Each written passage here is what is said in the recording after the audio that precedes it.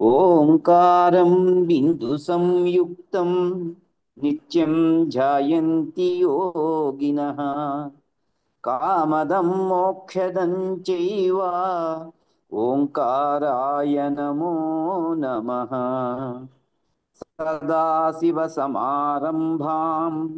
వ్యాసశంకరమధ్యమాం అస్మదాచార్యపర్యంతాం వందే గురుపరంపరాం. శంకరం శంకరాచార్యం కేశవం బాదరాయణం సూత్రభాష్యకృతౌ వందే భగవంతౌ పునః పునః. ధ్యానమూలం గురోర్మూర్తిః పూజామూలం గురోః పదం మంత్రమూలం గురోర్వాక్యం మోక్షమూలం గురో కృపా. హరి ఓం శ్రీ గురుభ్యో నమః. గురుగారిని ఈనాటి అనుభూతి ప్రకాశాన్ని కొనసాగించవలసిందిగా వినమ్రంగా వేడుకొంచున్నాను. ఓం నమ శాంతాయ దివ్యాయ సత్యధర్మస్వరూపిణే స్వానందామృతతృప్తాయ సుందరాయ నమో నమ. ముందుగా మన ఎఫ్స్కాన్ 4లో 1, 2, 3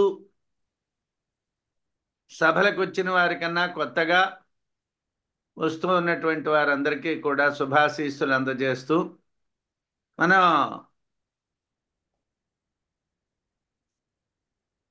అనుభూతి ప్రకాశంలో కఠోపనిషత్ సారాన్ని చూస్తున్నాం. కఠం పేరులాగే కొద్ది గట్టిగా ఉంటుంది. బాగా చదివాం మనం.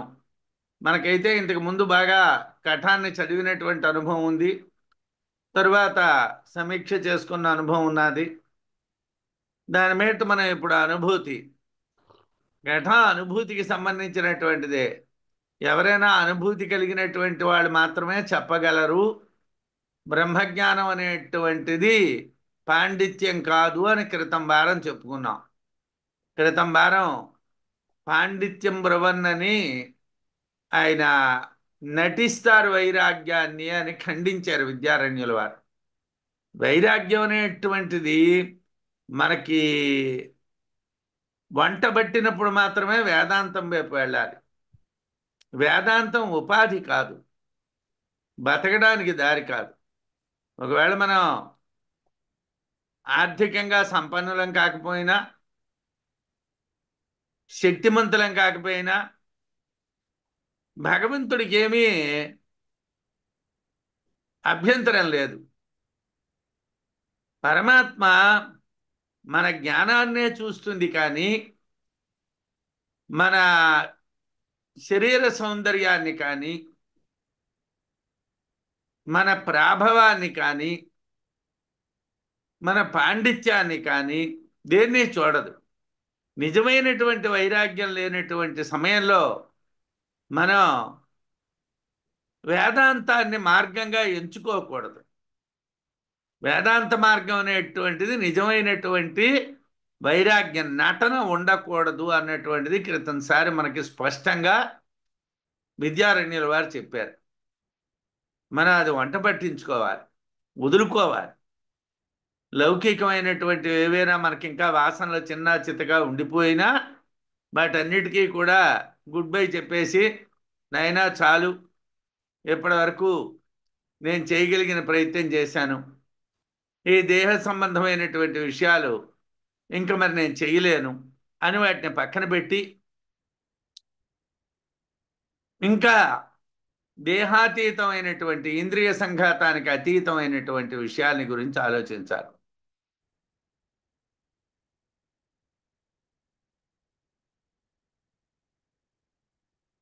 ఏవం విరుద్ధ ధర్మత్వాత్ స్వభావః కోస్య వాస్తవః ఇది జ్ఞాతుమశక్తత్వాద్ అంతర్దృష్ట్వైవ మీక్షతాం. అంటే సాధారణంగా వేదాంతం మాట్లాడిన వాళ్ళే కఠినంగా మాట్లాడతారు. నన్ను చాలామంది అంటూ ఉంటారు, మీరు చాలా కఠినంగా మాట్లాడతారని. ఇదేమి ద్రాక్ష పళ్ళు లేకపోతే పువ్వులు కావు. ఇంద్రియాలు అన్నటువంటివి మనం సుఖాలను అనుభవిస్తూ ఉన్నటువంటివి. భార్య, పిల్లలు, ధనము, ఇళ్ళు, వాకళ్ళు, బంధువులు, ఇదంతా మనం అనుభవిస్తున్నాం, ఇంద్రియాలతో అనుభవిస్తున్నాం. వీటిని కోసుకోవటం అంటే అసంగ శస్త్రేణ దృఢేన చిత్వా అన్నారు కృష్ణ పరమాత్మ. ఇంతే కొద్దిగా గట్టిగా కొయ్యాలి రా అన్నారు.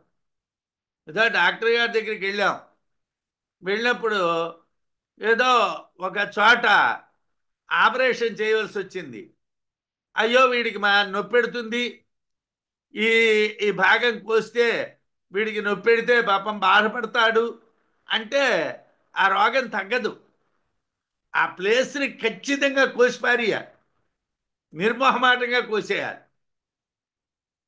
మందులు తర్వాత ఇస్తాడు, ఆ తర్వాత మందులు తింటాం, దాని సంగతి వేరే విషయం. కానీ డాక్టర్ గారు అయ్యయ్యో పాపం దెబ్బ తగిలిందా, లేకపోతే మరొకటి కాయపడిన వచ్చిందా, ఇదైందా అదైందా అని మన మీద జాలి ప్రేమ చూపెడితే ఆ రోగం మన వదలదు.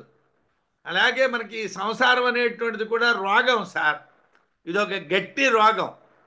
ఈ రోగానికి అసంగ శస్త్రేణ దృఢేన చిత్వా, ఒక గట్టి కత్తి పట్టుకొని, అసంగం అనేటువంటి ఒక ఆయుధాన్ని పట్టుకొని గట్టిగా కొయ్యాలి. గట్టిగా కోస్తే దృఢేన చిత్వా, దృఢంగా కొయ్యాలి. కోస్తే కానీ పోదు. బాబాబు నాయన నాయన అంటే ఈ బంధాలు పోవండి. ఈ వారం అయిపోతే మళ్ళీ వారం చూద్దాం, మళ్ళీ వారం చూద్దాం, మళ్ళీ వారం చూద్దాం, నెల తర్వాత చూద్దాం, 6 నెలల తర్వాత చూద్దాం, ఏడాది తర్వాత చూద్దాం. నీ జీవితం దీంట్లోనే వెళ్ళిపోతుంది. దేని మీద నీకు వ్యామోహం ఉంటే అటువంటి జన్మ వచ్చేస్తుంది. నువ్వు దేని మీదకి వెళ్ళకూడదు. వేదాంత మార్గంలో అడుగుపెట్టినటువంటి వాడికి ముందు ఉండకూడదు మోహం.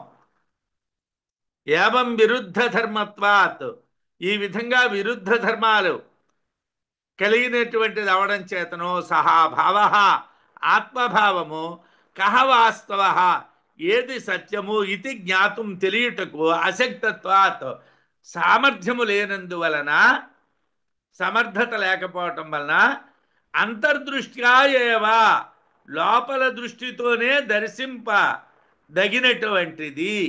ఏక్షతాం, దర్శించండి. ఎలా చూడాలయ్యా అంటే అంతర్దృష్టితో చూడండి, బాహ్య దృష్టితో చూడకండి. రామసుబ్బారావు గారిని మీరు వీడియోలో చూస్తే ఏమీ కనిపించదు. మీ భావన లోపలికి పెట్టి ఏమిటి రామసుబ్బారావు చూడండి. నన్ను తెలుసుకోవటం కన్నా మిమ్మల్ని మీరు తెలుసుకోండి.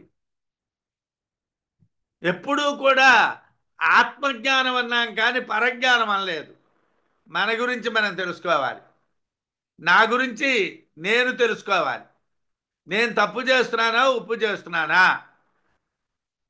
నేను వేదాంతంలో చెప్పినటువంటి యమనియమాదులకి కట్టుబడి ఉన్నానా లేదా, నేను యమనియమాదులకి కట్టుబడ్డానా లేదా, నేను పొరపాటు పనులు ఏమైనా చేస్తున్నానా లేదా, నేను జగద్ విషయాల్లోకి వస్తున్నానా లేదా.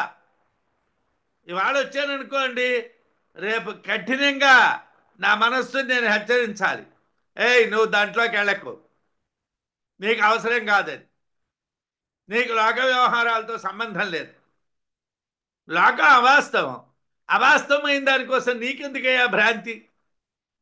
అది యథార్థం కానప్పుడు యథార్థం కాని దానికోసం నువ్వెందుకు గాభరా పడిపోవటం. నీకేమిటి దానివల్ల వస్తుంది. ఆయన మహామహోపాధ్యాయ వచ్చిందండి, వచ్చింది నిజమే, ఏమిటి ప్రయోజనం. ఏమైనా చనిపోయినప్పుడు మహామహోపాధ్యాయ తాతా సుబ్బరాయ శాస్త్రి గారు దివంగతులు అయ్యారంటే యమధర్మరాజు గారు ఏమైనా బ్యానర్ కట్టిస్తాడా అక్కడ. ఏమైనా పెద్ద అక్షరాలతో బ్యానర్ కట్టించి అయ్యా స్వాగతం సుస్వాగతం అంటాడా. ఆయన చేసినటువంటి కర్మఫలాన్ని బట్టి ఆయన దగ్గర ఉన్నటువంటి అసిస్టెంట్లు ఆయన వెళ్ళవలసినటువంటి ప్లేస్ నిర్ణయించిస్తారు, అక్కడే పోవడమే. ఈ మహామహోపాధ్యాయులు, చక్రవర్తులు, సార్వభౌములు ఇవేం పనిచేయవు. ఇవన్నీ కూడా మిథ్యలో మిథ్య, జగత్తే మిథ్య, ఆ మిథ్యలో ఇవన్నీ మిథ్య. అబద్ధాల్లో అబద్ధం, జీవితమే అబద్ధం, దాంట్లో మళ్ళీ అబద్ధం. విరుద్ధ ధర్మాలు కలిగినటువంటి ఆత్మ ఇక్కడ కూర్చొని ఎక్కడికో వెళ్తుంది, ఇక్కడ నిద్రిస్తూ ఎక్కడో తిరుగుతూ ఉంటుంది, సంతోషం దుఃఖం రెండు ధర్మాలు కలిగి ఉంటుంది అని ఇంతకు ముందు శ్లోకాల్లో చెప్పారు. ఆత్మ విరుద్ధ ధర్మాలు అంటే కూర్చున్నది కదలడం ఏమిటండి, పడుకున్నది వెళ్ళడం ఏమిటండి, సంతోషంగా ఉన్నదానికి దుఃఖం ఏమిటండి అంటే విరుద్ధ ధర్మాలు కనిపిస్తున్నాయి. కాబట్టి ఆత్మ ఏది? ఆత్మకి విరుద్ధ ధర్మాలు ఉన్నాయా, దేహానికి విరుద్ధ ధర్మాలు ఉన్నాయా? ఆత్మ విరుద్ధ ధర్మాలు కలిగి ఉంటుందా? ఆత్మకి అసలు ధర్మాలే ఉండవు. వేదాంతం ప్రకారం ఆత్మకి ధర్మాలు లేవు, ఆత్మకి ఏ లక్షణాలు లేవు, నిర్విశేషమైనటువంటిది ఆత్మ. అటువంటి ఆత్మకి విరుద్ధ ధర్మాలు ఏమిటి? అసలు ధర్మాలే లేకపోతే అంటే ఉన్నవి దేహానికి విరుద్ధ ధర్మాలు ఉన్నాయి, నీ భ్రాంతికి విరుద్ధ ధర్మాలు ఉన్నాయి. నువ్వు ఈ భ్రాంతి ఎన్నాళ్ళు పట్టుకో వేలపడతావయ్యా? గురువుగారి దగ్గరికి వచ్చావు అనుకోండి, మనకి ఇంకా ఎక్కాలి రాకపోతే ఏం చేస్తారండి, బెత్తం పట్టుకొని చితక కొడతాడు. అంటే పూర్వం కొట్టి వాళ్ళు ఇప్పుడు కొడితే మ్యాక్సిమం జైల్లో పెడతారు. పూర్వం నేను చదువుకున్నప్పుడు, నేను ఉద్యోగం చేసిన కాలంలోని అపజపండ్రా అంటే అపజప్పకపోతే కొట్టేవాడు. ఇప్పుడు మనకి అలా చదువు చెప్పడం లేదు, అతి కఠినంగా ఉండాలి. చదువు అంటే ఎలా ఉండాలంటే చాలా కఠినంగా ఉండాలి. మొహమాటాలు గురువు గారికి ఉండకూడదు. అయ్యో పాపం ఏమైనా అనుకుంటాడేమో, వాడి మనస్సు బాధపడుతుందేమో, ఇలా అనుకుంటే వాడికి చదువు ఏమిటి వస్తుందండి?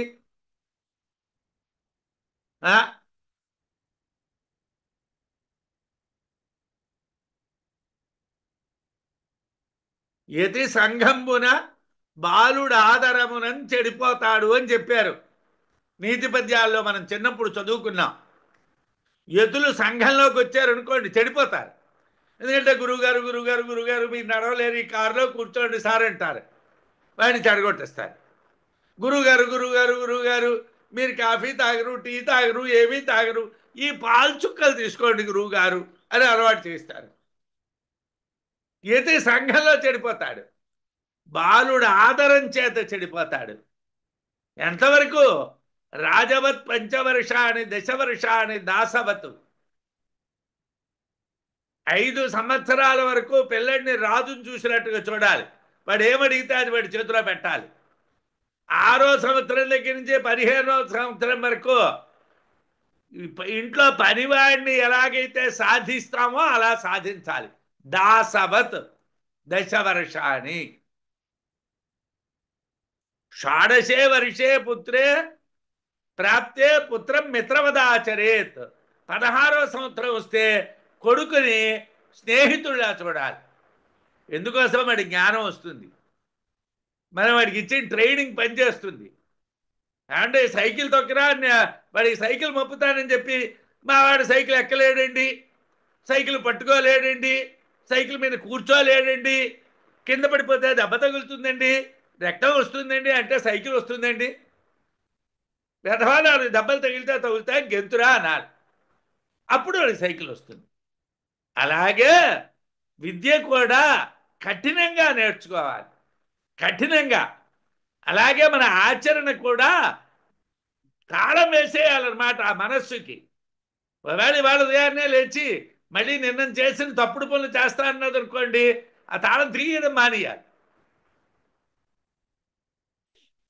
విరుద్ధ ధర్మాలతో బయటకు కనిపిస్తూ ఉండడం చేత ఆత్మను యథార్థంగా తెలియడానికి వీలు కుదరదు.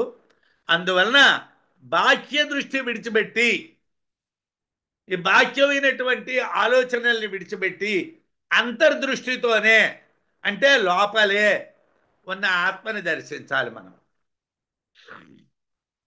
విద్యారణ్యులు వారు చెప్పారు, అశరీరం శరీరేషు అనవస్థేష్వస్థితం సర్వగం బహుభావాధిష్టానం మత్వా న శోచతి. ఉపనిషత్తులో ఉన్నటువంటి మంత్రాన్నే తీసుకో ఈ శ్లోకాన్ని చెప్తున్నారు. అశరీరం, ఆత్మకు శరీరం లేదు, శరీరం లేనటువంటిది ఆత్మ. అనవస్థేషు, అనిత్యములైనటువంటి శరీరేషు, శరీరముల యందు అవస్థితం, ఉన్నటువంటి వాణ్ణిగా, సర్వగం, అంతటా ఉన్నటువంటి వాణ్ణిగా, బహుభావ అధిష్టానం, అనేక భావాలకు, అనేక రకాలైనటువంటి ఆలోచనలకు ఆధారమైనటువంటి వాణ్ణిగా మత్వా తెలుసుకొని నశోచతి, దుఃఖించాడు. ఏమండి, మనకి దుఃఖం ఉండకుండా ఉండాలంటే ఆత్మ శరీరంలోనే ఉన్నది, కానీ శరీరానికి లొంగదు. ఆత్మకు శరీరం లేదు, కానీ ఆత్మ అనిత్యమైనటువంటి దేహంలో ఉన్నది, అంతటా ఉన్నదాన్నిగా, అనేక విధాలైనటువంటి భావాలకు ఆధారంగా ఉన్నదాన్నిగా తెలుసుకుంటే దుఃఖం కలగదు.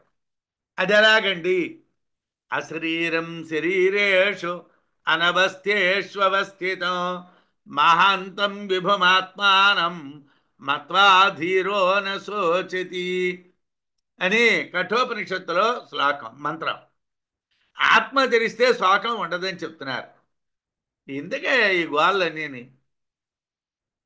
ఏమంటే వాళ్ళకి బాగోలేదండి, వీళ్ళకి బాగోలేదండి, వీళ్ళు తినలేదండి, వాళ్ళు కట్టుకోలేదండి, అలా వాళ్ళకి ఆ సుఖం లేదండి, వీళ్ళకి ఈ సుఖం లేదండి, అలా వాళ్ళు కీర్తి వచ్చిందండి, వీళ్ళకి ప్రతిష్ఠ వచ్చిందండి, అలా వాళ్ళకి డబ్బు వచ్చిందండి. ఎందుకండి ఇవన్నీ? ఏం చేసుకుంటామండి? ఏం చేస్తాం చెప్పండి? నిజమే, వచ్చింది. వచ్చిన వాళ్ళు ఎక్కడికి వెళ్ళారు? మీరు అందరూ భాగవతం విన్నవాళ్లే. కారే రాజులు రాజ్యములు కలుగవే గర్వోన్నతించందరే, వారేరి సిరి మూటగట్టుకొని పోవంజాలిరే. ఎంతమంది రాజులు లేరండి? ఎవరైనా ఏమైనా పట్టుకో వెళ్ళారా? ఎవరు ఏం పట్టుకో వెళ్ళలేదు. ఎవరు ఏం పట్టుకో వెళ్ళకపోతే మనం దేనికోసం ఏడుస్తున్నామండి? మనం ఎందుకోసం ఏడుస్తున్నాం? మనకన్నా మహాపండితులు ఎంతో మంది ముందు పుట్టారండి, వాళ్ళందరూ వెళ్ళిపోయారు. ఏమిటి ఉండిపోయిందండి? నాకు లోకాన్ని తెలిసి ఒక 50 ఏళ్ళు అయింది. నేను 75 నాటికే ఏదో కొంత సంస్కృతం తెలుగు చదువుకున్నటువంటి వాడిగా కొంత జ్ఞానాన్ని సంపాదించాను. ఎంతోమంది పెద్దవాళ్ళ పేర్లు విన్నాను, ఎంతోమంది పెద్దవాళ్ళని చూశాను. కవుల్లో చాలా పేరుండి ఎమ్మెల్సీగా చేసి కవి సమ్రాట్ అని బిరుదు పొంది ఆయనకంటూ ఆంధ్రదేశంలో ఒక పెద్ద అభిమానుల ముఠా కలిగినటువంటి విశ్వనాథ్ సత్యనారాయణ గారు ప్రత్యక్షంగా నేను చూశాను, ఆయనతో మాట్లాడారు.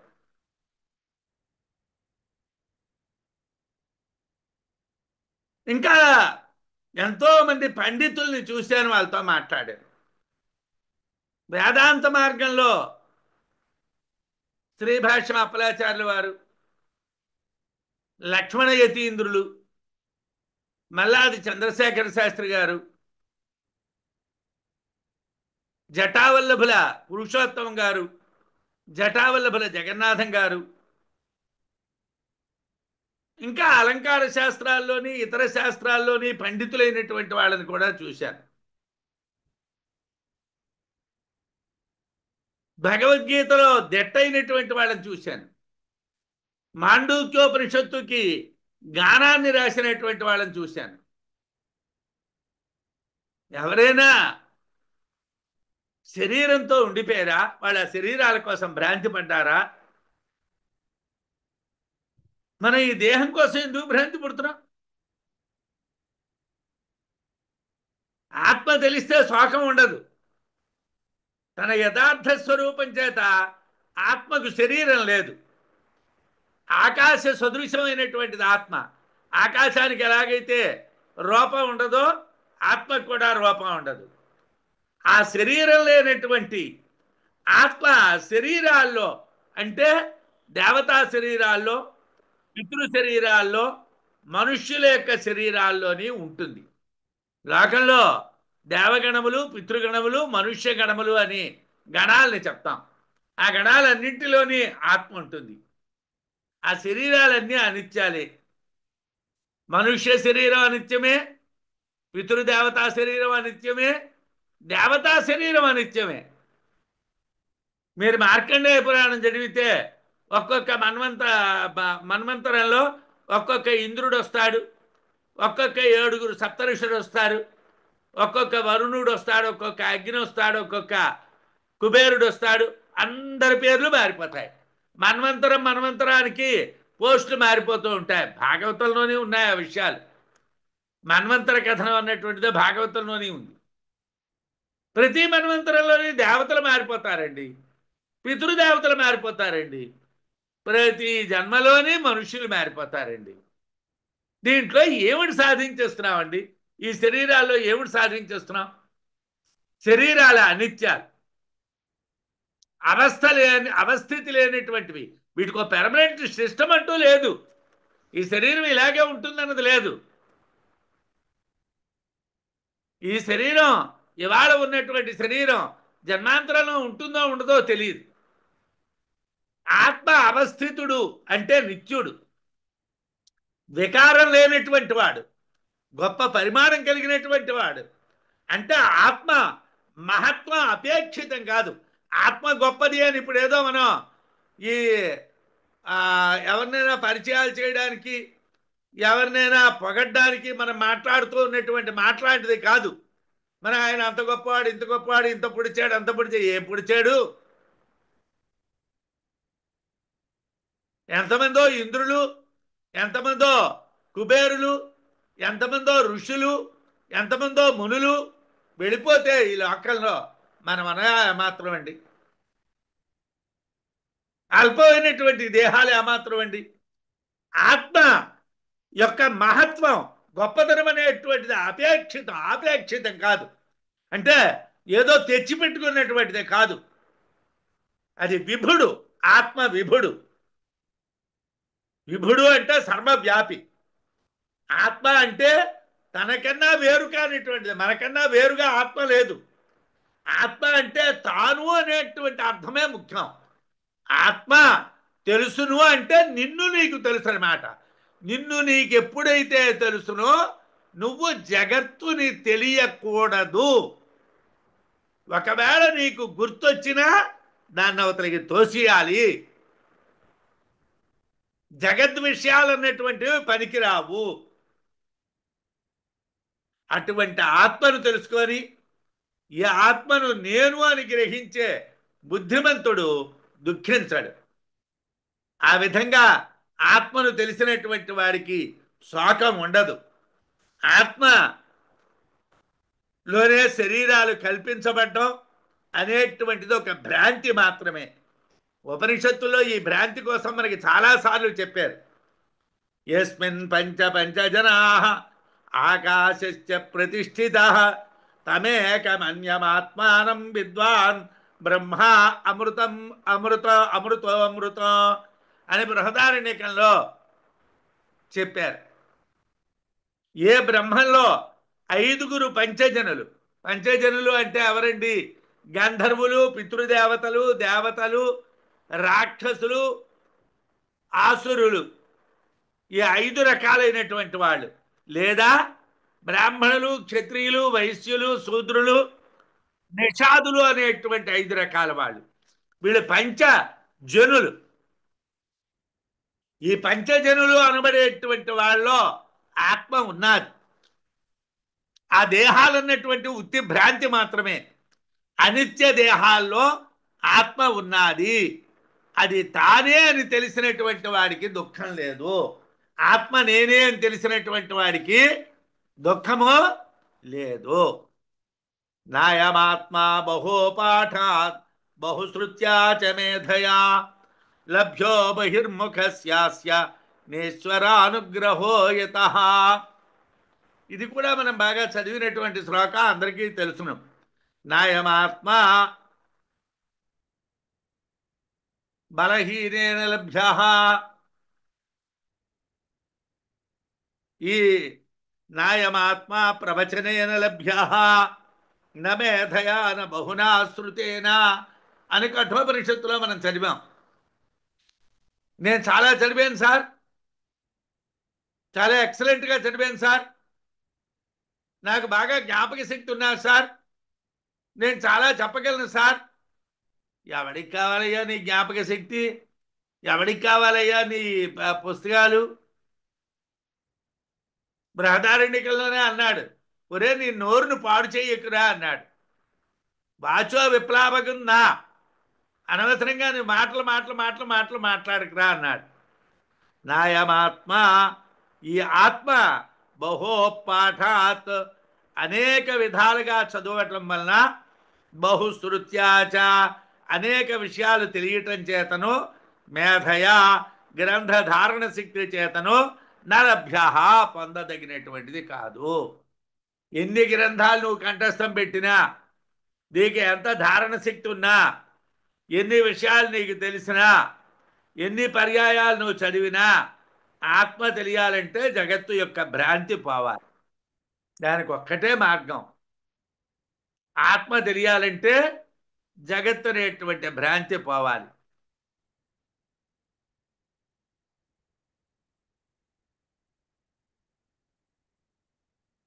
నే చదివినవి కలవు పెక్కులు, చదువులలో మర్మమెల్ల చదివితే తండ్రి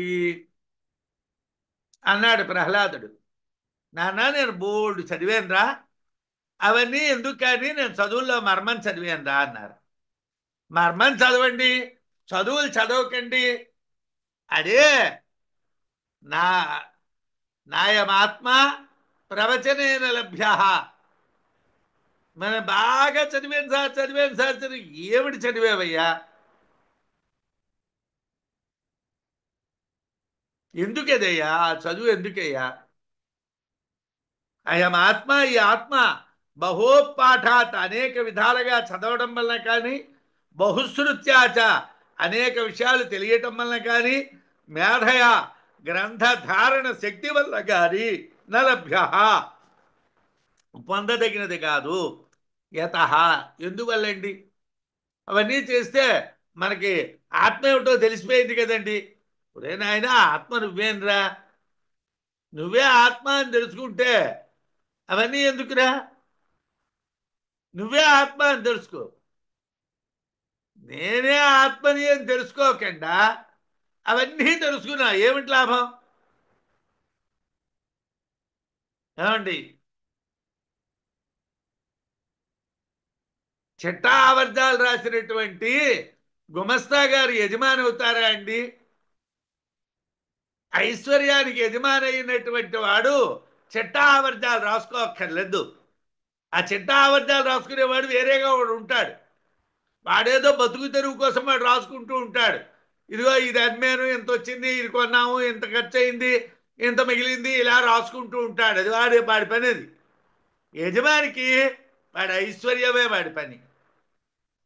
అలాగే మనం ఐశ్వర్య స్వరూపమైనటువంటి ఆత్మ, మనమే ఆత్మ అయినప్పుడు మనకి గ్రంథాలు ఎందుకు, ఈ చదువులు ఎందుకు? వీటి వల్ల ఏమిటి వస్తుంది? అస్య ఈ బహిర్ముఖస్య బాహ్య విషయ పరిజ్ఞాతకు ఈశ్వరానుగ్రహ నా. ఈ బహిర్ముఖ విషయ పరిజ్ఞాతకి అంటే బయట విషయాలే వీడికి తెలుసు, వీడికి లోపల విషయాలు తెలియవు. వీడికి ఈశ్వరానుగ్రహం ఉండదు.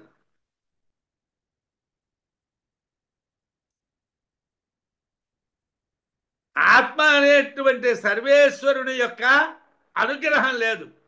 ఆత్మని సర్వస్యేష సర్వస్యాధిపతి సర్వేశ్వర అని బృహదారణ్యకంలో చెప్పారు. మనం ఈ కఠోపనిషత్ సారం అయిపోతే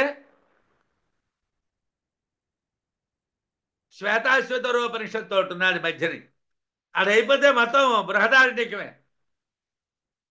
అని మీరు చదివేశారంటే, అంటే వినేశారంటే, యథార్థానికి అంతకన్నా భాగ్యం మరొకట్లేదు. మన అనుభూతి ప్రకాశం చదువుతున్నామంటే అది అదృష్టం. ఉపనిషత్తుల్ని మీరు అనుభూతిలోకి తెచ్చుకోండిరా అంటున్నాం. ఉపనిషత్తులు చదివారు, మీకు అన్ని ఉపనిషత్తులు తెలుసు, కానీ వాటిని అనుభూతిలోకి తెచ్చుకోండి. మీరు వాటిని అనుభూతిలోకి, మీ అనుభూతిలోకి తెచ్చుకోండి. అనేక వేదాంగ అధ్యయనం వలన కానీ, శృతి స్మృతి పురాణ ఆగమాది బహువిషయ పరిజ్ఞానం వలన కానీ, గ్రంథధారణ సామర్థ్యం వలన కానీ ఆత్మ తెలియబడదు. ఎందువలనంటే ఈ బాహ్యమైనటువంటి విషయ పరిజ్ఞానము కలవానికి ఆంతరమైనటువంటి ఆత్మ అనబడేటువంటి ప్రభు యొక్క అనుగ్రహం లేకపోవటం వలన, ఆంతరమైనటువంటి ఆత్మ అనేటువంటి విభు యొక్క అనుగ్రహం మనకి ఉండదు. ఈ బాహ్య జ్ఞానం ఉంటే వీటిని బాహ్య విషయాలు అంటారండి. ద్వే విద్యే, రెండు విద్యలు. తత్ర పరా అపరాచ, అక్కడ రెండండి, పరా అపరా. తత్ర అపరా ఋగ్వేద, యజుర్వేద, సామవేద, అథర్వవేద అని చెప్పారండి. మీరందరూ ఇది చదివారండి. ఇవన్నీ కూడా అపర విద్యలు. ఇవి నేర్చుకుంటే మీకు వచ్చింది ఏమీ లేదురా. నేర్చుకుంటే ఏం తెలిసిందిరా? విజయనగరానికి, శ్రీకాకుళానికి, విజయనగరానికి, విశాఖపట్నానికి, విజయనగరానికి, బెంగళూరుకి, విజయనగరానికి, హైదరాబాద్కి ఎంత దూరమో తెలిసింది. ఏమిటి ప్రయోజనం అండి? ఎంత దూరం ఉంటే ఏమిటి? వెళ్ళాలనుకుంటే వెళ్తాం, వెళ్ళలేదనుకుంటే మానేసుకుంటాం. వెళ్తానన్నటువంటిదా వెళ్ళనన్నటువంటిదా నిర్ణయించుకో. వెళ్ళే దాని గురించి ఆలోచించుకో. దూరాలు ఎందుకే ఆ లెక్క వేసుకోవటం? కిలోమీటర్లు తెలుసుకుంటే ఏమొస్తుంది? ఏమయ్యా, ఎన్ని వేదాలు చదివావు, ఎన్ని శాస్త్రాలు చదివావు, ఎన్ని పురాణాలు చదివావు, ఎన్ని ఇతిహాసాలు చదివావు? అన్నీ చదివినా అసలు చదవనప్పుడు ఎందుకు? చదువులలో మర్మం చదవాలి. మన చదవడం అంటే మనం మారాలి సార్. మనం మారాలి, వదలాలి. తాళం చెవులు మొదలు ఉండాలి, బీరువా ఇంట్లో ఉండాలి, అకౌంట్లో నా బుర్రలో ఉండాలి, భార్యాపిల్లలు నా అధీనంలో ఉండాలి, డబ్బు నా అధీనంలో ఉండాలి. నాకేదో గౌరవం, మర్యాద, పేరు, ప్రతిష్ట ఇవన్నీ నాకు వస్తాయి. ఏమిటి వస్తాయి? ఏమీ రావురా నాన్న, ఏమీ రావు. ఎంతో మంది పరిగెట్టారు, చేతకాక చతికిల పడిపోయారు. ప్రహ్లాదుడు చెప్పాడు, కంటిరే మనవారు ఘనులు గృహస్థులై విఫలులై కైకొన్న వెర్రితనమో. మనవారు ఘనులు, గొప్పవాళ్ళం అనుకున్నటువంటి వాళ్ళు గృహస్థులై, ఇళ్ళు వాకళ్ళు, డబ్బు, పెళ్ళాము, పిల్లలు, పేరు, ప్రతిష్ట, భోగాలు, ఆఖరి చతికిల పడిపోయారు. కాబట్టి ఇది నాన్న అలా తెలియదురా. బాహ్యమైనటువంటి విషయ పరిజ్ఞానం కలవాడికి ఆంతరమైనటువంటి ఆత్మ అనబడేటువంటి ప్రభు యొక్క అనుగ్రహం లేకపోవటం వలన ఆత్మ తెలియదు. నాయమాత్మ ప్రవచనేన లభ్య నమేధయాన బహునా శృతేన. ఈ ఆత్మ అనేక వేదాలు స్వీకరించడం చేత తెలియబడదు. అదేవిధంగా అనేక వేదాలు ధారణ చేసినా తెలియబడదు. అదేవిధంగా కేవలం వేదాలు అనేక పర్యాయాలు వినినా తెలియబడదు. ఎందువల్ల తెలియబడదండి? దాని కోపమా? కాదండి. ఇమేష వృణుతే తేన లభ్య తస్యైష ఆత్మ వివృణుతే తనుం స్వాం. ఆత్మను కోరి సాధన చేసేటువంటి వానికే, ఆత్మను ప్రార్థించినటువంటి వాడికే ఆత్మ స్వయంగా తెలియబడుతుంది.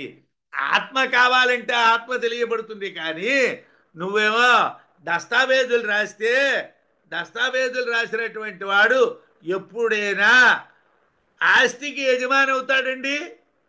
ఆస్తికి యజమాని అవ్వాలంటే ఆస్తిని తన స్వంతం చేసుకోవాలి కానండి దస్తావేజులు రాయడం కాదు. దస్తావేజులు రాసినటువంటి వాడు దస్తూరి అని కింద సంతకం పెట్టడానికి పనికొస్తాడు అంతే. మనం ఎన్ని చదివినా, ఎన్ని రాసినా, ఏం చేసినా దస్తావేజులు రాసిన వాళ్ళం అయిపోతాం. మనం డాక్యుమెంట్ రైటర్గా మారకూడదు. మనం దేనిగా ఉండాలి? ఓనర్షిప్ కావాలి. ఆత్మనే కావాలని కోరుకుంటే, ఆత్మనే ప్రార్థిస్తే ఆత్మ స్వయంగా తెలియబడుతుంది. తన ఆత్మను తెలియగోరిన వానికే ఆత్మ తెలియబడుతుంది. ఆత్మే విభుడు కనుక ఇతర ప్రయత్నం వలన ఆత్మ తెలియబడదు. మరో రకమైనటువంటి ప్రయత్నం చేత ఆత్మ తెలియదు.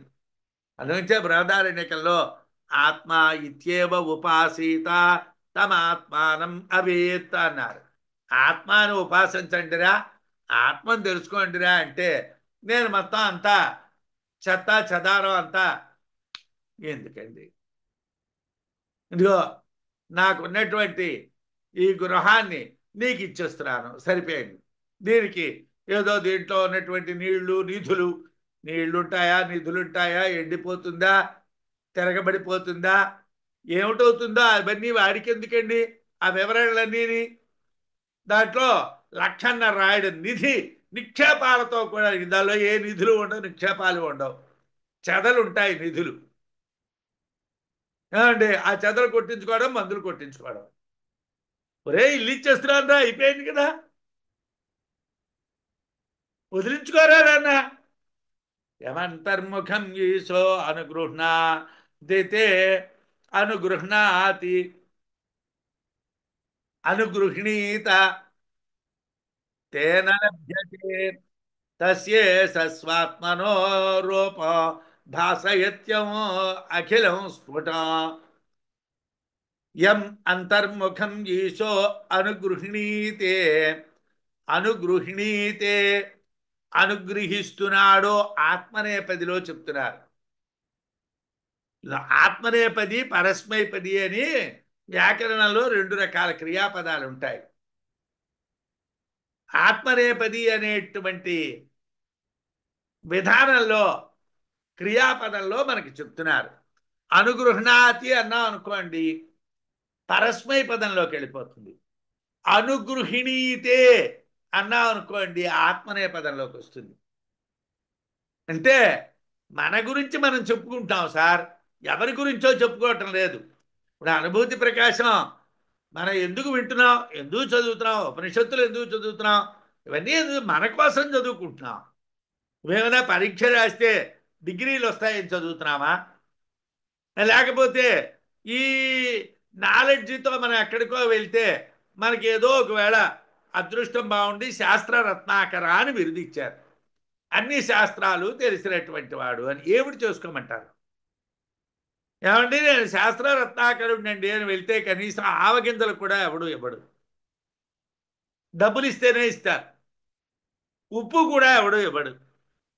నువ్వు శాస్త్ర రత్నాకర అయితే నాకెందుకయ్యా, పురాణ సార్వభౌమ అయితే నాకెందుకయ్యా, నువ్వు డబ్బులు ఇస్తే నేను ఈ సామాన్ ఇస్తానయ్యా అంటాడు. ఎందుకండి ఇవి? ఈ లోకంలో పనికిరావు. పోరిండి బయలోకంలోకి పట్టుకోవాలంటే అక్కడ పనికిరావు. అక్కడ అసలు ఈ ఈ భాషకే ఇదే ప్లేస్ లేదు. మన బిరుదులు వాడికి ఏం తెలుస్తాయండి? ఎందుకండి ఇవి? ఏం చేసుకోవడానికండి? ఏ అంతర్ముఖం, అంతర్ముఖుడైనటువంటి వానిని ఈశః ప్రభు అయినటువంటి ఆత్మ అనుగృహణీతే అనుగ్రహించును. అంతర్ముఖుడైనటువంటి వాడిని ఆత్మ అనుగ్రహిస్తుంది, బాహ్యముఖుడిని అనుగ్రహించదు. ఏమండి వాస్తవానికి మనం చదువుకుంటూ ఉన్నటువంటి విద్యకి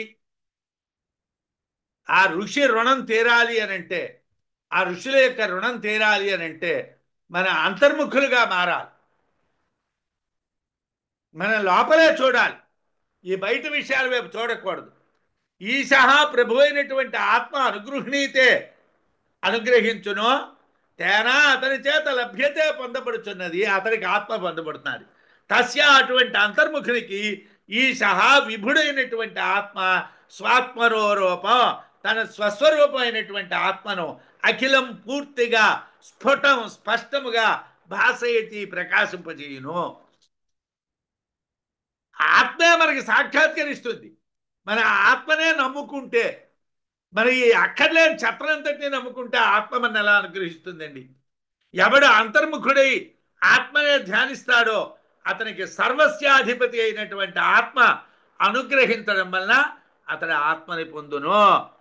ఆ అంతర్ముఖునికి ఆత్మ తానే అతని స్వరూపం అందున్నటువంటి దానిని, అంటే నేనే ఆత్మని, ఆత్మ తాని ఆత్మే తాననేటువంటి జ్ఞానం పూర్తిగా స్పష్టంగా కలుగుతుంది. ఆత్మ ఇత్యేవ ఉపాసీత, ఆత్మ అనేటువంటి దాన్నే ధ్యానించాలి. తమాత్మనానం అవేత్ అహం బ్రహ్మాస్మి, నేనే బ్రహ్మాన్ని, అదే ఆత్మ, అంటే ఆత్మే బ్రహ్మము, అది తానే అని తెలియాలి. అలా ధ్యానించినటువంటి వాడికి ఆత్మ తెలియబడుతుంది. బాహ్య ప్రయత్నాలకు ఆత్మ తెలియబడదు. పరావిద్యయే ఆత్మని పొందిస్తుంది. పరావిద్య అంటే గురువభిగమనం వైరాగ్య లక్షణంచ, ఈ రెండు పరావిద్య అన్నారు. గురువు గారి కాళ్ళు పట్టుకోవడం వైరాగ్యం కలిగి ఉండడం. వైరాగ్యం వైరాగ్యం అంటే అవన్నీ కొట్టడం తిట్టడం కాదండి. ప్రాప్తమైనటువంటి వస్తువునందు కూడా తిరస్కృతమైనటువంటి భావం ఉండడం. అక్కర్లేదు, వద్దు వద్దు వద్దని వదిలేయడం. పాపం క్రోధమనైకాగ్ర్యం యోగ సిద్ధించనైత్రియ తమేశ్వరో అనుగృహ్ణాతి సజ్ఞానేనైవ మాప్నుయాత్. పాపం అంటే ఇది కర్మకాండకి సంబంధించినటువంటిది. పాపము, క్రోధము, అనైకాగ్ర్యం ఏకాగ్రత లేకపోవటం, అంటే చంచల చిత్తంగా ఉండడం, యోగ సిద్ధించ అష్టాంగ యోగ హఠయోగాదుల ద్వారా అనిమాది సిద్ధులు సాధించడం, యహా ఎవడు నయేతి పొందడో, ఇవి ఉండకూడదండి. ఎందు గురించో 1-10 సార్లు నాకెవరి మీద ద్వేషం లేదండి. ఏదో మీకు పేరు ప్రతిష్టలు వస్తే నాకేమీ నష్టం లేదు. మీరు ఒకవేళ గొప్పవాడు అనిపించుకుంటే నాకు వచ్చినటువంటి నష్టం లేదు. నేను అటువైపు వెళ్ళొద్దని చాలా మందిని ఎందుకు అంటూ ఉంటానంటే, ముఖ్యంగా మనం వేదాంత విద్యని చదువుతూ అన్న వాళ్ళు అటువైపు ఎందుకు వెళ్ళకూడదంటే, కర్మకాండ వ్యర్థం, కామక్రోధాదుల వ్యర్థం, ఏకాగ్రత లేకపోవడం వ్యర్థం, చంచలంగా ఉండడం. ఒక్క ఆత్మ మీదే ఉండాలి, ఇంక దేని మీద ఉండకూడదు. అలాగే అష్టాంగ యోగం, యమనియమ ఆసన ప్రాణాయామ ప్రత్యాహార ధారణ ధ్యాన సమాధుల మీద దృష్టి పెట్టడం, హఠయోగం మీద దృష్టి పెట్టడం, అనిమాది సిద్ధుల్ని అనిమా గరిమ, అనిమా మహిమ గరిమ లఘిమ ప్రాప్తి ప్రాకామ్యము ఈశత్వము వశిత్వము అనేటువంటి అష్టసిద్ధులు సంపాదించడం. యహా ఎవడు నయేతి పొందడో, విద్యారణ్యుల వారు నిర్మోహాటంగా చెప్పారు. అవి కావాలనుకున్నటువంటి వాడికి ఆత్మ పనికిరాదు, అవి వదులుకోవాలి. నిర్మోహమాటంగా నువ్వు వీటన్నిటి వదిలియాలి. నయేతి పొందడో తమ్ అతనిని ఈశ్వర ఆత్మ ప్రభువు అనుగృహణాతి అనుగ్రహిస్తాడు. సహా అతడు జ్ఞానేన జ్ఞానము చేత ఏనం ఆత్మను ఆప్నుయాత్ పొందును. జ్ఞానం చేతను పొందవలసినటువంటిది కానీ యోగ శాస్త్రం చేత కానీ యోగ మార్గాల చేతను కానీ లేదా చిత్త ఏకాగ్రత చేతన కానీ లేకపోతే కర్మకాండల చేతన కానీ వేటి చేత ఆత్మ పొందబడదు. ఆత్మ పొందబడేది ఆత్మజ్ఞానము చేతను మాత్రమే. పాపాలు అంటకుండడం, అరిషడ్ వర్గాల్ని జయించడం, చిత్తమును స్థిరంగా ఉంచి ఏకాగ్రతను పొందుట, అష్టాంగ యోగ ద్వారా కానీ హఠయోగం ద్వారా కానీ అనిమా మహిమ మొదలైనటువంటి అష్టసిద్ధుల కొరకు ప్రయత్నించకుండా ఉండడం ఎవడు చేస్తాడో, ఇవన్నీ అక్కర్లేదనుకుంటే అతనికి ఆత్మప్రభు అనుగ్రహం కలుగుతుంది. దానికి ఆత్మప్రభు అనుగ్రహం కలుగుతుందండి. అతడు జ్ఞానుల చేతను ఆత్మని పొందుతాడు. అతడు జ్ఞానం చేత ఆత్మని పొందుతాడు. జ్ఞానం కలుగుతుంది ఎప్పుడు నువ్వన్నీ వదులుకుంటే. ఈ చింతపిక్కలు ఏరుకుంటూ ఉంటే మనకి ఎప్పుడు చింతపండు వస్తుంది సార్. మనం చింతపిక్కలు ఏరుకోవడమే. లేకేరుకునేవాడు ఎప్పుడైనా ధాన్యం పండించుకోగలడా? మనం లేకేరుకునే బతుకులో ఉండకూడదండి. ధాన్యం కలిగిన వాడిగా మారాలి, ధనవంతుడిగా మారాలి. ధనవంతుడిగా మారాలంటే ఆత్మజ్ఞానం కావాలి. ఆత్మజ్ఞానం వలన మాత్రమే పొందదగింది. కర్మలు చేస్తే పాపాలు కలుగుతాయి, కామక్రోధాలు పనిచేస్తాయి, చిత్తం ఏకాగ్రంగా ఉండదు. అష్టాంగ యోగం హఠయోగాలు సాధన చేస్తే కొన్ని సిద్ధులు కలుగుతాయి, కానీ జ్ఞానం కలగదు.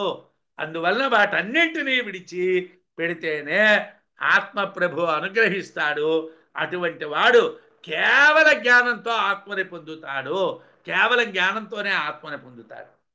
నా విరతో దుశ్చరితాత్ నా శాంతో నా సమాహిత నా శాంత మనసో వాపి ప్రజ్ఞానైవ ఆప్నయాత్ అని శృతిలో కఠశృతిలో చెప్పారు. శృతి స్మృతులు చెప్పినటువంటి విధంగా కాకుండా నిషిద్ధ కర్మలు చేస్తే పాపం వస్తుంది. మనకి వాళ్ళ అసలు శృతులు ఏ కర్మలు చెప్పాయో తెలియదు, స్మృతులు ఏ కర్మలు చెప్పాయో తెలియదు. కర్మకాండ చదివినటువంటి వాళ్ళు వేళ్ళు మీద లెక్కబెట్టడానికి వాళ్ళు ఉన్నారు. కర్మకాండ చదివిన వాళ్ళు ఉత్తి కౌర్లు చెప్పిన వాళ్ళే ఉన్నారు. వాళ్ళు రాసినటువంటి దాన్ని కానీ వాళ్ళు చెప్పినటువంటి దాన్ని కానీ ఒక పండితుడి ముందర చెప్తే బుర్ర దించుకుంటారు. ఎవళ్ళు లేనటువంటి చోట ఆముదం చెట్టే మహావృక్షం అట. నిరస్తే పాడపేడేసే అరండోపద్రుమాయతే. ఏమి చదువుకోని వాటి దగ్గర మనం మీసాలు మెలివేసి టామ్ ధూమ్ ధూమ్ ధామ్ ఎందుకు? ఎందుకండి? వేదాలు తెలియవు, ధర్మశాస్త్రాలు తెలియవు. అలాంటి నిషిద్ధ కర్మలు చేసినటువంటి పాపాలు, ఇంద్రియాలకి లొంగి అశాంతం అయిపోవడం, ఇంద్రియాలకి లొంగిపోయి అశాంతితో ఉండడం, ఏకాగ్రత లేకపోవడం, చిత్తచాంచల్యం కలిగి ఉండడం ఆత్మను పొందడానికి అర్హులు కారు.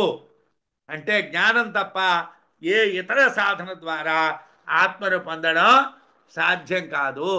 ఇంకో రకంగా దేని ద్వారా కూడా మనం ఆత్మని పొందడం అనేటువంటిది చెయ్యలేము. బ్రాహ్మణాది జగత్మృత్యు సహితం యస్తు సంహరేత్ సోయముగ్ర కథం బోద్ధ శక్యస్యాన్నియతిం వినా. ఏమండి, లోకంలో ఏదో అంటే పూర్తిగా కాదు, ఏదో తెలుసురు అన్నటువంటి భ్రాంతి కొంతమందికి ఉంటున్నారు కదండి. మృత్యు సహితం, మృత్యువుతో కూడినటువంటి బ్రాహ్మణాది జగత్తు, బ్రాహ్మణులు క్షత్రియులు మొదలుగా కలిగినటువంటి జగత్తు ఎవడు సంహరేత్ ఉపసంహరించుచున్నాడో. ఏమండి, బ్రాహ్మణులు చచ్చిపోతున్నారు, క్షత్రియులు చచ్చిపోతున్నారు, జగత్తంతా నాశనం అయిపోతున్నారు. మన కళ్ళ ముందర చూస్తున్నాం. ఏమంటే మనం చూడటం లేదా? ఈ మధ్యకాలంలో పూర్వమీమాంసలో మంచి దట్ట అయినటువంటి సిరావూరు శ్రీరామశర్మ గారు కాలం చేశారు.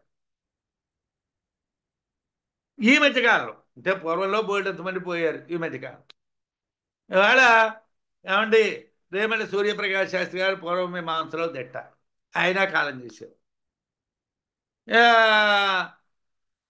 చెట్లు పోయాయి, పళ్ళన్నీ అయిపోయాయి.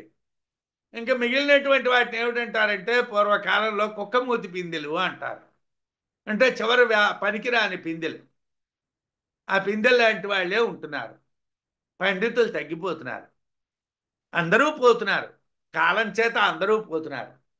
మృత్యు సహితం, మృత్యువుతో కూడినటువంటి బ్రాహ్మణాది జగత్, బ్రాహ్మణులు క్షత్రియులు మొదలుగా కలిగినటువంటి జగత్తు ఎవడు సంహరేత్ సంహరిస్తున్నాడు, మృత్యువుని సంహరిస్తున్నాడు, బ్రాహ్మణుల్ని సంహరిస్తున్నాడు, క్షత్రియుల్ని సంహరిస్తున్నాడు. సోయం ఆ హిరణ్య గర్భ బ్రహ్మ ఉగ్రహ ఉగ్రుడైనటువంటి వాడు. నియతింబిన జన్మాంతర సంస్కారము లేకుండా కథం బోద్ధం శక్య స్యాత్. ఏ విధంగా ఆత్మని తెలుసుకోగలడండి? ఏమండి, మృత్యుదేవత వాడి చేతుల్లో చస్తున్నారు, వేదాంగాలు చదివిన బ్రాహ్మణులు చస్తున్నారు, యజ్ఞయాగాది కర్మలు చేసిన క్షత్రియులు చస్తున్నారు. ఆఫ్టర్ ఆల్ ఏమీ తెలియనటువంటి వాడు చచ్చిపోవడంలో పెద్ద విచిత్రమే ఉన్నదండి. వీడికి ఆత్మజ్ఞానం, జన్మాంతర సంస్కారం లేకుండా వీడికి ఆత్మజ్ఞానం ఎలా కలుగుతుంది? ఆత్మను ఎలా తెలుసుకుంటాడండి? మృత్యువుతో సహా బ్రాహ్మణులు మొదలగు జగత్తు అంతటి సంహరిస్తూ ఉన్నటువంటి వాడు ఉగ్రుడు. పూర్వ సంస్కార బలం లేకుండా ఆత్మజ్ఞానానికి ఏ విధంగా అర్హుడవుతాడు?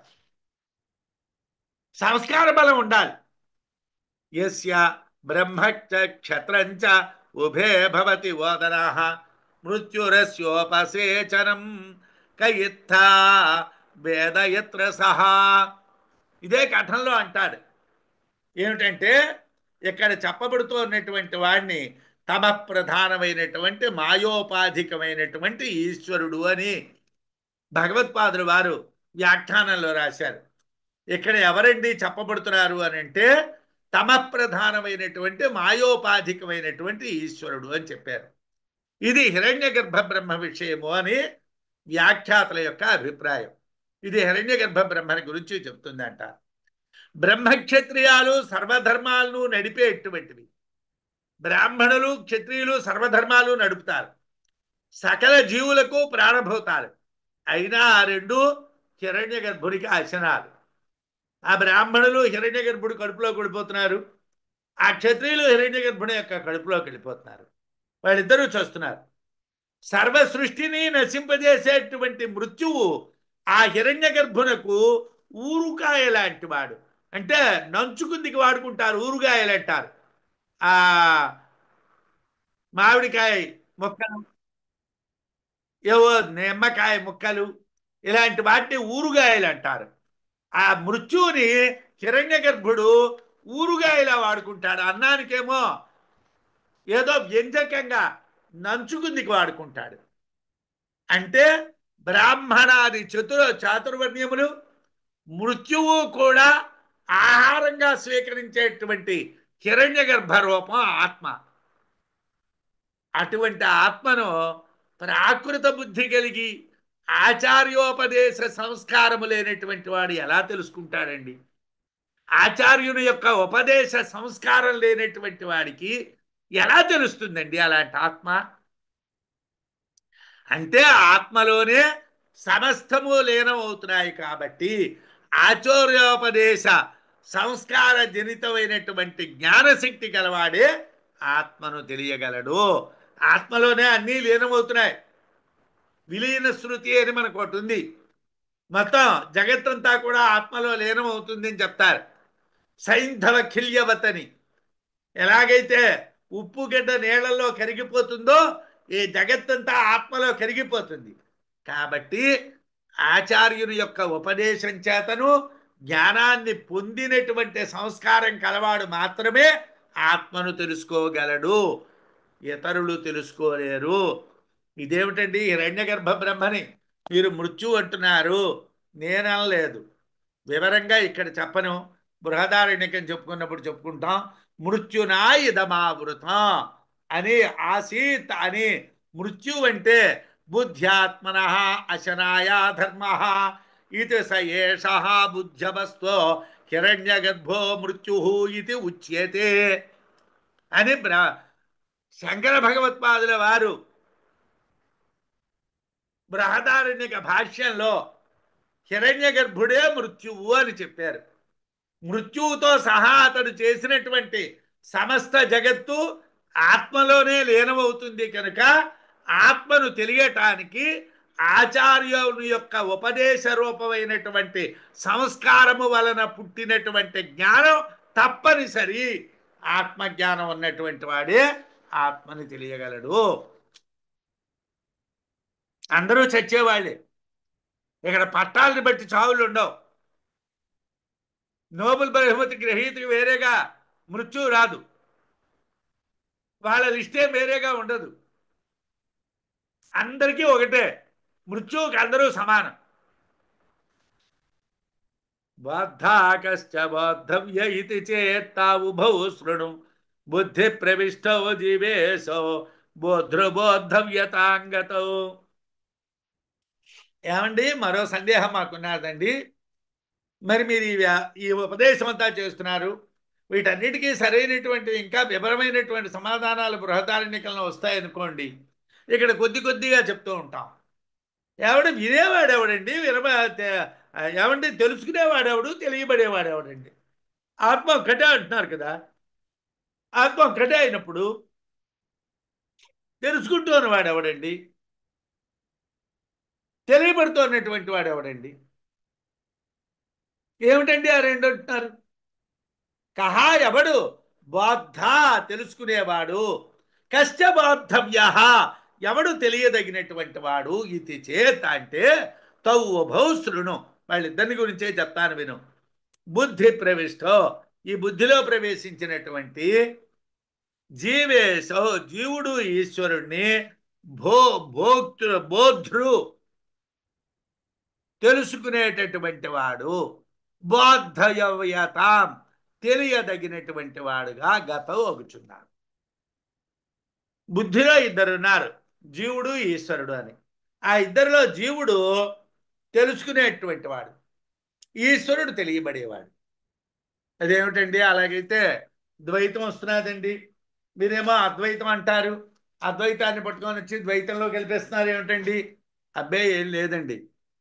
జీవుడు తెలుసుకునేటువంటి వాడు, ఈశ్వరుడు తెలియబడేవాడు, ఇద్దరూ బుద్ధిలో ఉంటారు. ఇక్కడ ఎవడు తెలుసుకునేవాడు, ఎవడు తెలియబడేవాడు అనేటువంటి ప్రశ్న వల్ల తెలియబడేవాడు, తెలుసుకున్నటువంటి వాడు వేరు ద్వైత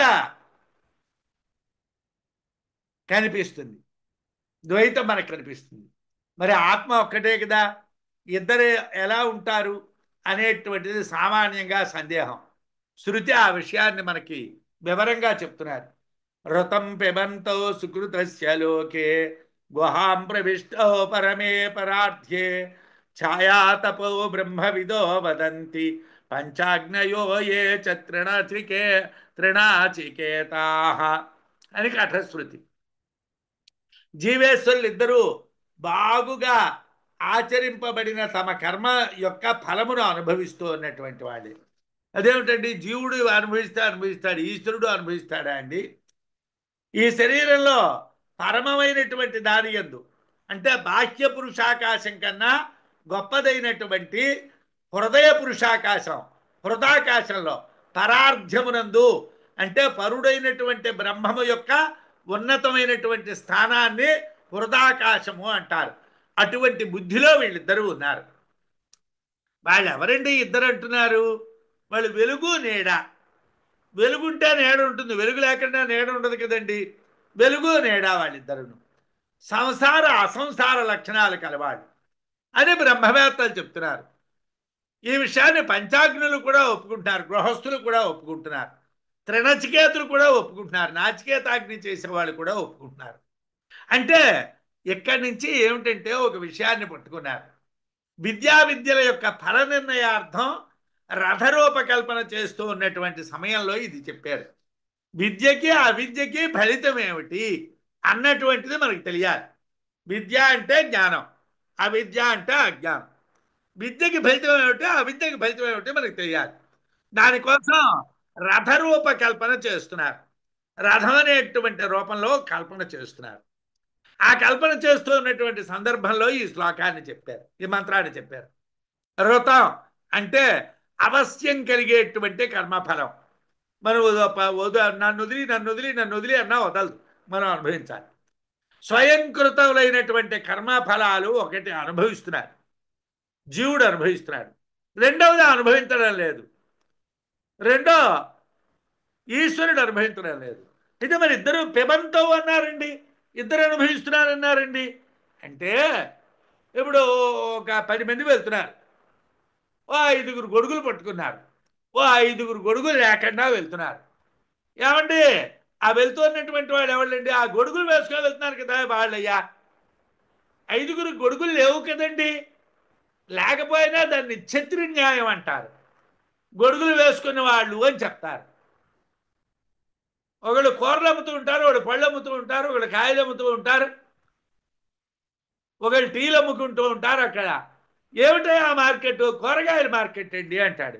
అదేమిటయ్యా దాంట్లో టీ కొట్టున్నారు కదా. కానీ టీ కొట్లో కూరగాయల మార్కెట్ ఉన్నా టీ కొట్టే కూరగాయల మార్కెట్. అలాగా ఈశ్వరుడు అనుభవించడం లేదు. క్షత్రి న్యాయాన్ని అనుసరించి అనుభవిస్తూ ఉన్నటువంటి వాళ్ళ మధ్యలో అనుభవించినటువంటి వాడు కూడా అనుభవించుతూ ఉన్నట్టుగా చెప్పబడతాడు. అందువల్ల పెబంతవు అని ఇద్దరూ అనుభవిస్తున్నారని చెప్పారు. బాహ్య పురుషాకాశం కన్నా గొప్పదైనటువంటి హృదయాకాశంలో ఉన్నారు అని చెప్పారు. ఆ రెండు ఛాయాతపాలు అని చెప్పారు. ఛాయ అంటే నీడ, ఆతపం అంటే ఎండ. ఒకటి సంసారి, రెండోది అసంసారి. వెలుగుంటేనే నీడ ఉంటుంది. అందువల్ల ఈశ్వరుడు ఉంటేనే జీవుడు. ఈశ్వరుని నీడ జీవుడు. నీడకు స్వతంత్రత లేదు, జీవునికి కూడా స్వతంత్రత లేదు. అహంకారయుక్తమైనటువంటి జీవుడు కర్మఫలాన్ని అనుభవిస్తాడు ప్రారబ్ధ ధర్మం చేతను. జీవునిలోని అహంకారం తొలగిపోతే చిద్రూపమైనటువంటి ఆత్మే కాబట్టి రెండు లేవు. జీవుల్లో ఉన్నటువంటి అహంకారం పోయిందనుకోండి, చిద్రూపమైనటువంటి ఆత్మే మిగులుతుంది. రెండు లేవు. అవిద్యా ఫలం తెలియటానికే రెండు అనేటువంటి కల్పన తప్పిస్తే విద్య వల్ల ప్రకాశించేది పరమాత్మే, వెలుగు. అవిద్య వల్ల అనుభవించేది జీవుడు, నీడ. విరుద్ధ ఫలగ్రహణం కోసమే ఈ కల్పన చెప్పారు తప్పిస్తే యథార్థంగా రెండు లేవు అని శంకర భగవత్పాదుల వారు భాష్యంలో రాశారు. అవచ్ఛిన్నో భవేజ్జీవ అనవచ్ఛిన్నో మహేశ్వర రథస్వామీ చ గంతవ్య దేశో యద్వదుభౌ తదా. జీవ జీవుడు, అవచ్ఛిన్న పరిచ్ఛేదం పొందినటువంటి వాడు, భవేతగును. మహేశ్వర పరమాత్మ అనవచ్ఛిన్న అపరిచ్ఛేద్యుడు, భవేతగును. ఉభౌ ఇద్దరూ కూడా ఎలా ఉంటారండి? రథస్వామి అంటే రథికుడు, గంతవ్య దేశశ్చ వెళ్ళవలసినటువంటి ప్రదేశము. ఎలాగైతే రెండున్నాయో అలాగే ఇక్కడ కూడా రెండున్నాయా. యద్వత్ ఏ విధంగా ఉండునో తథా ఆ విధంగానే భవేతగు. అంటే జీవుడు పరిచ్ఛన్నుడు, పరిమితులు కలిగినటువంటి వాడు. పరమాత్మ అపరిచ్ఛన్నుడు అంటే అనంతుడు. రథం నందుండేటువంటి రథికుని వంటి వాడు జీవుడు. రథం ఎక్కడికి వెళ్తే వాడు ఎక్కడికి వెళ్తాడు, వాడికేం స్వతంత్రత లేదు. రథం ఎట్టు నడుస్తే వాడు ఎట్టు నడుస్తాడు. రథం చేరవలసినటువంటి ప్రదేశం వంటి వాడు పరమాత్మ. రథం ఎక్కడికి చేరాలో నిర్దేశం చేసేటువంటి విధానం పరమాత్మ. పరమాత్మ గమ్యం పొందవలసినటువంటి రథికుడు గంత. పొందవలసినటువంటి వాడు మార్గాన్ని దాటాలని కోరేటువంటి వాడు అవిద్యను విడిచిపెట్టాలి. అవిద్యను విడిచిపెట్టాలి. పరమాత్మను పొందాలంటే అజ్ఞానాన్ని విడిచిపెడితే రథికుడు పరమాత్మని పొందుతాడు. రథికుడు అంటే వెళ్ళవలసినటువంటి ప్రదేశం తెలియవలసిన వాడు. ఎప్పుడు వాడు తెలుసుకున్నవాడు అవుతాడు? అజ్ఞానాన్ని విడిచిపెడితే తెలుసుకుంటాడు. జీవంతం రథినం విద్ధి శరీరం రథమేవతు జీవోపాధిమహంకారం సారథిం ప్రగ్రహం మనః. తం జీవం ఆ జీవుణ్ణి రథినం విద్ధి రథికుడుగా తెలుసుకో. శరీరాన్ని రథమేవతు రథమే అనుకో. జీవోపాధిం జీవునికి ఉపాధి అయినటువంటి అహంకారాన్ని సారథిం విద్ధి సారథి అని తెలుసుకో. అహంకారం సారథి అని తెలుసుకో. ప్రగ్రహం మనః మనస్సు కళ్యం అని తెలుసుకో. జీవుడు రథికుడు, శరీరం రథం, జీవత్వ కారణమైనటువంటి ఉపాధి అయినటువంటి అహంకారము సారథి, ఇంద్రియాలను నడిపించేటువంటి మనస్సు కళ్యం. జీవుడంటే అహంకారంతో కూడుకున్నటువంటి వాడు.